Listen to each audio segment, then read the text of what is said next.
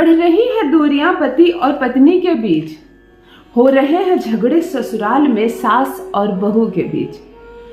बात बनते बनते बिगड़ जाती है, साझा होते होते खराब हो जाता है, मामला इतना खराब हो जाता है, रिश्ता इतना बिगड़ जाता है कि तुम खुद ही परेशान हो जाती हो कि मैं पहले इतनी झगड़ालू नहीं थी, मेरा मुंह कहाँ से खुल गया।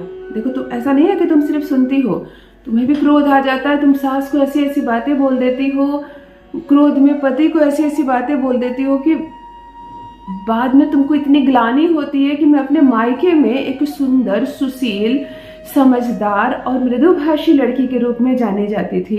मैं मीठा बोलती थी, ये ससुराल आकर मुझे क्या हो गया। पर क्या करें कि तुम भी एक मानव हो, इंसान हो, तुम्हारे भी सब्र की सीमा है। सामने से हर एक बात पे तुम्हें टोका जाता है, तुम्हारे चलने, तुम्हारे उठने बैठने, तुम्हारे खाना बनाने पे, खाना पे, तुम्हारे कपड़े पे, तुम्हारे मुस्कुराने पे, तुम्हारे सीढ़ियां चढ़ने पर, हर एक चीज पर तंज कसी जाती है और ये तुमको बर्दाश्त के बाहर हो जाता है।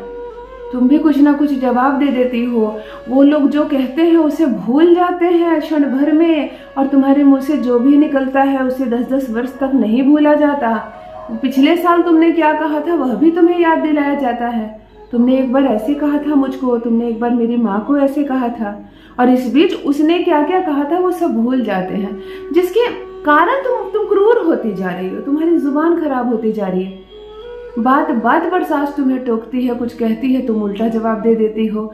बात बात पर पति तुम पर ताना कसता है, तुम्हें छोड़ दूंगा, तुम्हें तलाक दे दूंगा, ये रिश्ता खराब है, मैं फंस गया तुमसे शादी करके, तुम फंस गई गलत घर में आके, अब तुम यहाँ से नहीं निकल सकती। इस तरह की गलत बातों से तुम्हारा जीवन घिर गया है।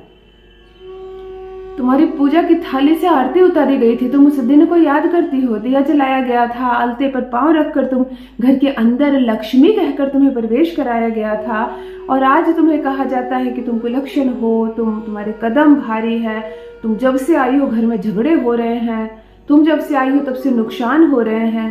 तो तुम्हें अब समझ में नहीं आ रहा कि मैं इस गुत्थी को आखिर कैसे सुलझाऊं, मैं ऐसा क्या करूं कि फिर से वो दिन पीछे चले जाएं, फिर से मैं लक्ष्मी की तरह इस घर में रहूं, लोग मुझसे प्यार करें, मेरा सम्मान करें, और मैं भी इन लोगों से प्यार करूं और सम्मान करूं। क्योंकि कुछ ना कुछ जवाब देते देते अब तुम भी ऐसी हो गई हो कि लोग भी जान गए कि इसका भी स्वभाव ठीक नहीं है, यह भी लड़ती है, झगड़ती है, जिसका बहुत ग्लानि है तुम्हारे मन में। तुम अब इन चीजों से निकलना चाहती हो, तुम अब शांति से अपना जीवन अपने पति के साथ, सास ससुर के साथ, अपने प्यारे बच्चों के साथ इस ससुराल में जीना चाहती हो। झगड़े नहीं चाहती तुम, और तुम्हारा घर झगड़ा का एक केंद्र बिंदु बन गया है। तुम्हारा घर महाभारत का एक मैदान बन जाता है। मॉर्निंग से लेकर एक गिलास पानी से लेकर रात की गुड नाइट तक सिर्फ झगड़े ही झगड़े होते हैं। किसी के घर में तुम देखती हो, बहू खाना बना रही है, सास उसकी तारीफ कर रही है, पति पत्नी शाम को मार्केट निकले हैं, तो तुम्हारा मन तरसता है कि मैं ऐसी जिंदगी क्यों नहीं डिजर्व करती, मुझे भी तो इतना प्यार सम्मान मिलना चाहिए, बदले में मैं भी करूंगी इनके लिए बहुत कुछ। परंतु अब कुछ भी ठीक हो नहीं पा रहा, अब सब कुछ बिगड़ सा गया है, तब क्या करें। तब सबसे प्रथम चिंता छोड़ दो, मैं हूं और है तुम्हारे साथ ज्योतिष ज्ञान। जान लीजिए प्रथम मैं कौन हूं। नमस्कार दोस्तों, मैं हूं खुशबू सिंह। बहुत स्वागत, बहुत अभिनंदन करती हूं आप सबका अपने YouTube चैनल ज्योतिष ज्ञान में। कैसे हैं आप और घर में सब कैसे हैं? मेरे कमेंट सेक्शन में जय माता दी, हर हर महादेव अवश्य लिखें, अपनी खैरियत मुझे जरूर बताएं।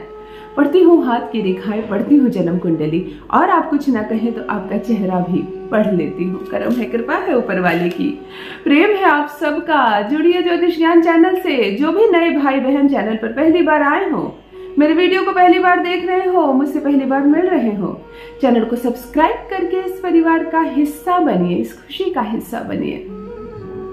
दिल नहीं टूटने दूंगी आपका, एक भी घर नहीं टूटने दूंगी, चाहे बात तलाक की क्यों ना आ गई हो, ये रिश्ता वहीं रुकेगा, आगे बढ़ेगा, और प्रेम से आप अपने परिवार के साथ, अपने पति के साथ यह जीवन व्यतीत करेंगे।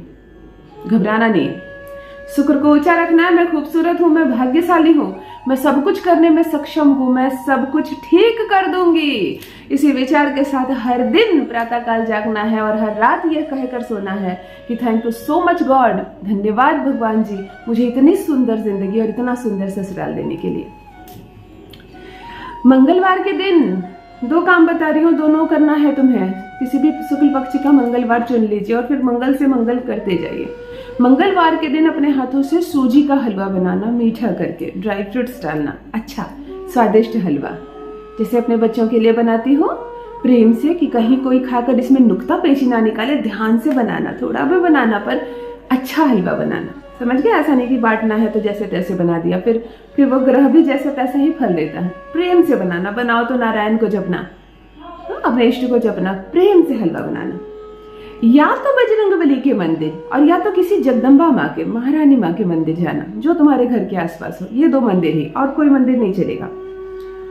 ये 2 मंदिर में कहीं पर भी छोटे छोटे बांटने के लिए कुछ ले लेना जिसमें तुम बांट सको। मंदिर के बाहर जाकर तुमको बैठ जाना है, भगवान को भोग नहीं लगाना है। तुम अपने घर में ठाकुर जी को भोग लगाती हो तो लगा देना, परंतु यह हलवा तुम्हें मंदिर की सीढ़ियों पर बैठ जाना है, जो भी पूजा करके निकले उसे थोड़ा सा प्रसाद देना है, और यदि बच्चे बच्चियां दिखाई दे तो प्रथम उन्हें बांटना है। भगवान के समक्ष प्रार्थना करना, माता के मंदिर गई हो तो कि मेरे जो भी ग्रह बिगड़े हो, जिसकी वजह से झगड़े हो रहे, बात ना चाहते हुए भी बिगड़ जाती है, जिसकी वजह से सास लड़ती है, पति लड़ते हैं, उसे आज खत्म कर दीजिए। और मेरी जो जुबान खराब हो गई है, मैं जो उल्टा जवाब दे देती हूँ, उसकी वजह से झगड़े और बढ़ रहे हैं, इसे खत्म कर दीजिए। एक घी का दिया अंदर जलाना मंदिर में, बजरंगबली के मंदिर या माता रानी के मंदिर में, और हलवा बाहर सीढ़ी पर बैठकर तब तक बांटना जब तक संपूर्ण हलवा खत्म ना हो जाए। तुम्हारे खुद के बच्चे हैं तो उनको भी देना, अपने लिए भी थोड़ा रख लेना। यकीन मानो ये मिठास जितनी मुंह में जाएगी, थोड़ा थोड़ा करके बहुत में बांटना, उतना मिठास तुम्हारे जीवन में आ जाएगा। तुम चाह कर भी गलत नहीं बोल पाओगे, चाह कर भी कोई गलत शब्द तुम्हें नहीं बोल पाएगा। ऐसी मिठास फैलेगी रिश्ते में, इतना सब कुछ ठीक हो जाएगा। और ये तुम प्रत्येक मंगलवार को करोगी, प्रत्येक मंगलवार को करोगी। घर में जो माता रानी की तस्वीर है और हनुमान जी की तस्वीर है, इनमें सिंदूर देकर जाना, सिंदूर जरूर देना, हनुमान जी को भी सिंदूर अर्पण कर देना, महारानी माँ को भी सिंदूर लगा देना, यही सिंदूर अपनी मांग में भी लगा लेना, और मंदिर जाकर वहां एक दिया जलाना, वहां भी सिंदूर अर्पण करना, और मंदिर की सीढ़ी पर बैठकर ये हलवा बांटना। है तो बड़ा छोटा सा उपाय, लगता है कि क्या इससे ठीक हो जाएगा सब कुछ? करके देखो ना क्या ठीक होता है। यह एक ऐसा जादुई प्रयोग है। प्रार्थना लेकिन यही करना कि जो मेरे मुंह में कड़वाहट आ गई है दूसरों के लिए, और दूसरों के मन में जो कड़वाहट मेरे लिए आ गई है, कृपया करके इसे हलवे जितना मीठा कर दें। उसके बाद देखो सब कुछ सहज, कुछ बिगड़ा है नहीं, सिर्फ झगड़े हो रहे हैं, मिसअंडरस्टैंडिंग है। ये मिसअंडरस्टैंडिंग स्वतः समाप्त हो जाएगी। यह एक अचूक प्रयोग है, जिसने भी किया है सुखद परिणाम मिला है। अवश्य करना और अपना अनुभव मेरे साथ भी अवश्य साझा करें। बस मेरी बहनों, बस मेरे भाइयों, आज के लिए इतना ही। रखिए अपना ख्याल, रखिए अपनों का ख्याल। बहुत बहुत धन्यवाद।